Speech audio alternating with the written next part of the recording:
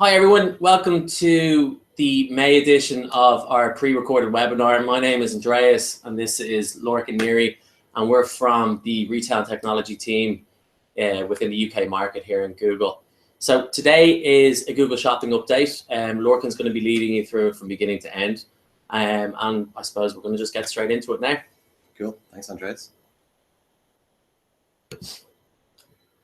So yeah, thanks very much for the intro, Andreas. I guess what we're going to go through today is just some quick updates. Hopefully we won't keep you longer than 10 minutes, so short and snappy, to the point, easily digestible. And if you have any further questions, please reach out to your Google AM. So just a little bit on the agenda for today. So we're going to go through some things around the recent GTIN requirements, some industry updates, quick product update around Robin of what's coming down the line in Google Shopping and some things that are going on, a reporting update on what you can maybe get from your Google AM. On a regular basis, and then we're just going to wrap up some of the points that we speak about. So kicking things off with the GTIN update. I guess this was a big requirement for the new feed specifications, is that a lot of our retailers are required to submit GTINs as part of their Google Shopping feed. This enforcement came into effect on May 16th, so a lot of our retailers who are not fully in compliance with GTINs should start seeing these warnings within their merchant center. And what we'd like to do is just to work with our retailers in order to kind of minimize the amount of products that are invalid on Google Shopping now because they're missing GTIN, and ensure that all of our advertisers have the most amount of products eligible to show on Google Shopping, and thus getting you guys the most amount of sales possible. So just a few do's and don'ts here. So where a GTIN does not exist, such as a customizer handmade items set, identifier exists to false within your feed. Bundles, you should submit the GTIN of the primary product in the bundle. For specialized products, use is a bundle flag and submit the GTIN of the primary product. And where applicable within apparel, submit a GTIN for each variant, such as a color or size. What you don't want to do is do not submit any other value in its place. So do not make up a GTIN, fabricate a GTIN, use a UAN or any other kind of identifier in the GTIN column. Do not create or randomly pick a GTIN to put in your feed. This will be flagged by the bots crawling your feed, and you will start to see some of those errors that we just showed you previously. Do not use an incorrect GTIN to show brand compatibility, for example here on phone accessories or printer cartridges. And do not use the identifier exist equals false if you have your own brand line of products that you're the only one selling. In this case, leave the GTIN attribute blank. So just a quick wrap up there. In terms of getting the GTIN requirement or fulfilling that, and ensuring that you have the most amount of products eligible to show on Google Shopping, please work through these do's and don't do the don'ts. So now we're just going to have a quick view into what we're kind of seeing in the industry as a whole for PLA. So what is this graph? What are we looking at here? Essentially, this is the growth in PLA queries since June 2014. You can see an absolutely massive rise in the amount of queries going through PLA or shopping ads over the last 16 months.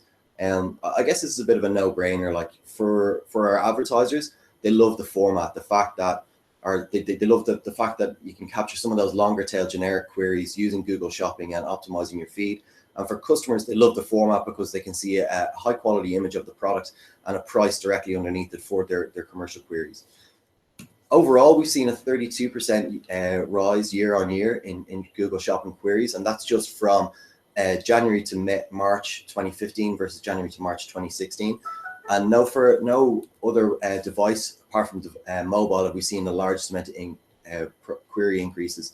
So mobile queries have increased by 54% year on year, so absolutely massive. We'll dive a little bit more into that. So again, we can kind of see that same graph here with the lines denoting queries, blue line meaning desktop queries, orange line meaning mobile queries, and green line indicating tablet queries. You can see the tablet queries have kind of remained static. Obviously, you have the seasonal peaks and troughs, but we've seen mobile queries overtaking desktop queries for the first time in October 2015, and it hasn't really gone back since. And you can see these huge spikes around those big seasonal events, such as Black Friday, January sales, and this is something that's continuing on, as I alluded to earlier on. So far, quarter to date, or in 2016 to date, 32% overall rise in PLA queries, 54% rise year on year in mobile queries. This is all set against the backdrop of the fact that CPCs have remained still relatively very, very good value, and we haven't seen the same rise in CPCs as we have in queries. So great news for advertisers in the sense that you can still get great value for your PLAs. And as we alluded to earlier on, great news for customers who really love the format of PLAs with the high quality image and a price underneath the ads. So all in all, good news all around. I'm going to go through some of the product updates that are coming down the line for Google Shopping. So the first one here, and the eagle-eyed among you might be able to spot what's actually going on here. And I suppose with the deprecation of right-hand side ads on the Google search property, it's allowed us to kind of have a lot more space on the Google search results page. And here we can see that we're actually adding a 6th Google Shopping ad, where before there was only 5 visible. So what does this mean? This means increased impressions for all of our advertisers, increased choice for our users, and all around the look and feel of the user interface just looks a bit better there with 6 queries surfacing rather than 5. This is something that's being gradually rolled out.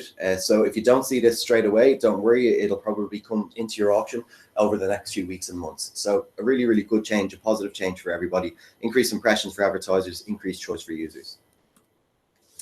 Another thing that we're seeing here is in-store pickups for advertisers that are participating in local inventory ads.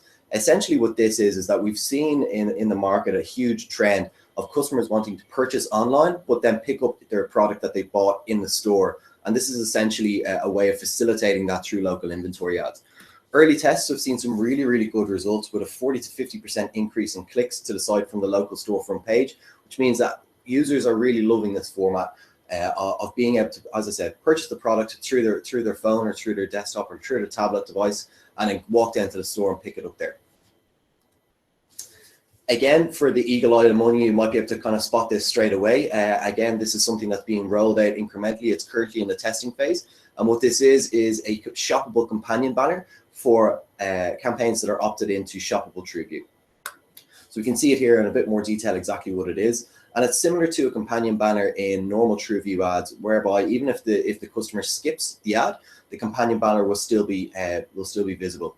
It's created automatically for all TrueView for shopping campaigns. It has a scrollable display ad featuring the same products from your video. So the 3 products there that you can see in the top right-hand corner, you could have 6 or 8 products there, and the customer can then, or the user can scroll through these products while they're watching their content that they came to watch on YouTube anyway.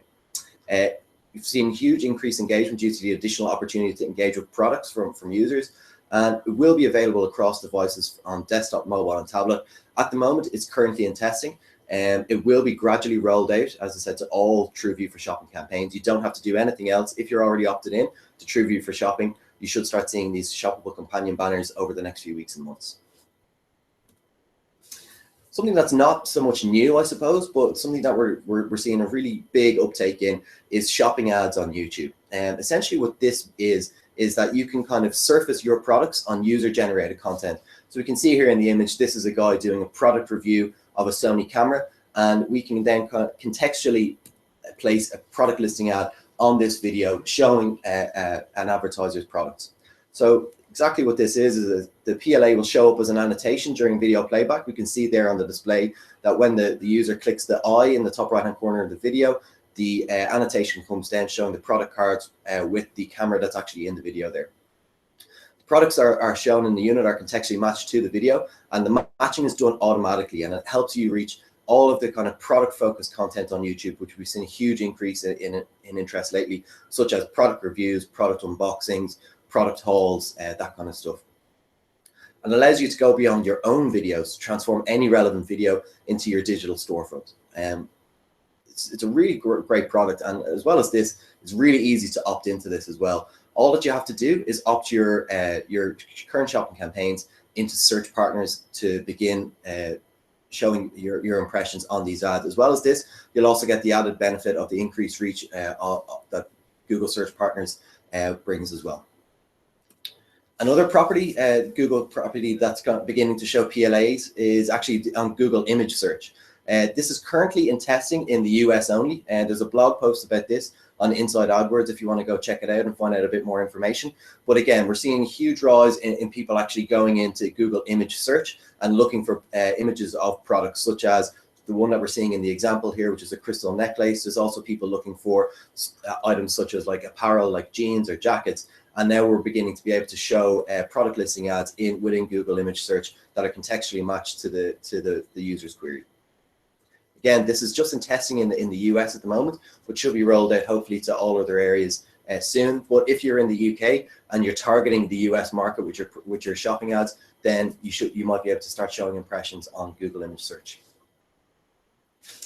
So this is a really confusing graph, and also kind of more confusing is essentially how the path to purchase has grown a lot more complex over the last few years. So we can see that like users are maybe searching online at home, then they're going into stores, then they might go home again, they might search when they're on the bus home on their mobile phone, or they might get a tablet out when they're watching TV at home and kind of be looking for products. So the overall kind of path to purchase has gotten a lot more complex rather than in days gone by when it was just you walked into the store, tried something on or kind of tested something out and bought it there and then. Now the options are so much more vast and open to users, and we want to help advertisers and retailers in general to be able to kind of manage this path to purchase more effectively, make more effective use of your ads and make it kind of easier for you. So how are we doing that? So enhanced CPC is something that's worked really, really well on search ads, and this is now coming to shopping ads as well.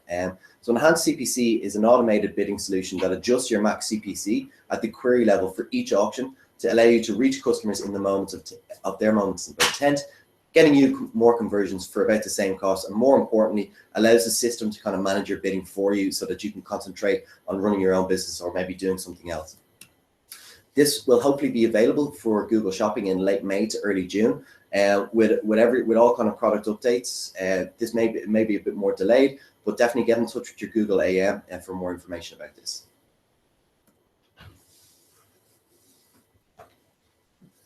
Just going to go through a quick reporting update from our end.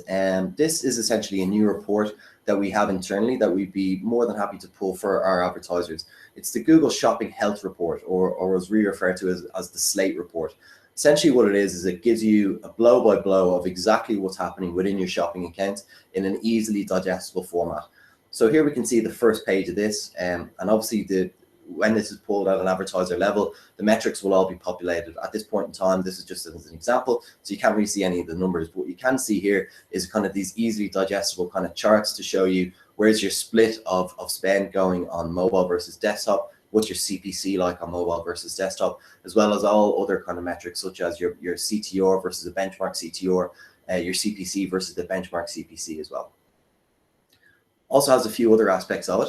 So most importantly, it goes in and highlights any issues or errors that you might be having within your Google Shopping feed, the disapproval reasons, how many offers are affected by this, the priority with which you should address them, and what you need to do to fix it. So really easy to digest. Kind of, you can look at this at a high level, check on your Google Shopping campaigns just to make sure everything's okay.